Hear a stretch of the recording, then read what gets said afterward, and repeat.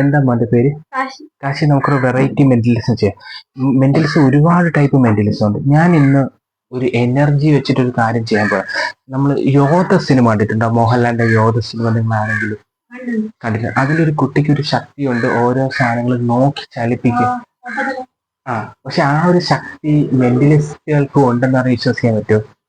ഞാൻ ആ ശക്തി മോന് തരട്ടോ. എന്റെ കൈ ടച്ച്, എന്നെ വിശ്വസിക്കണം. ഇതിൽ വിശ്വസിച്ച മോൻ ഇവിടെ നോക്കിക്കഴിഞ്ഞാൽ ആ ഉപകരണം ചലിക്കുന്നതായിട്ട് മോനെ കാണാം.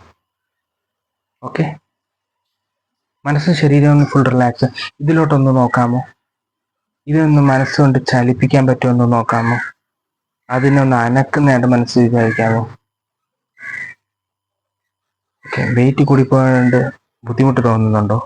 ഞാൻ വെയിറ്റ് കുറച്ചൊരു ഒബ്ജക്റ്റ് ആക്കട്ടോ. ഓക്കെ, ഇവിടെ വെയിറ്റ് കുറഞ്ഞ ഒരു ഒബ്ജക്റ്റ് നോക്കട്ടെ.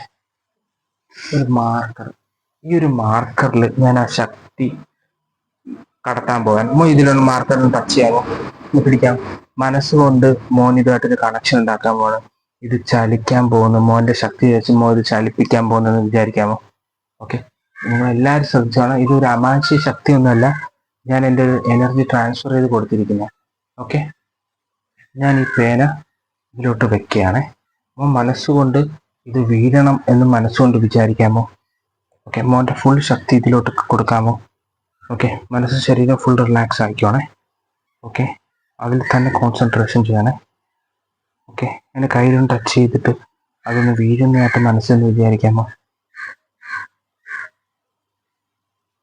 1 മിനിറ്റിനകത്ത് അത് വീഴുന്നതായിട്ടൊന്ന് സങ്കല്പിക്കാമോ? മനസ്സും ശരീരം ഫുൾ ഒന്ന് റിലാക്സ് ആയിക്കോണേ. ഒന്ന് ശ്വാസം ഒന്ന് എടുക്കാമോ?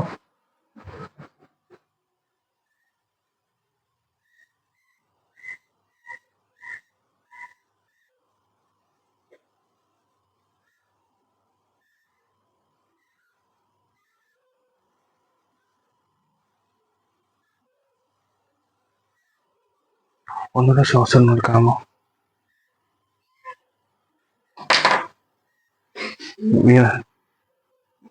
Thank you. ഇതാണ്, നമുക്ക് ഒരു എനർജി ഉണ്ടെങ്കിൽ നമുക്ക് പലതും സാധിച്ചെടുക്കാൻ പറ്റും. അപ്പൊ മോൻ അത് മനസ്സുകൊണ്ട് ആഗ്രഹിച്ചത് വീഴണമെന്ന് വിചാരിച്ചത് അത് ഇല്ല. Thank you.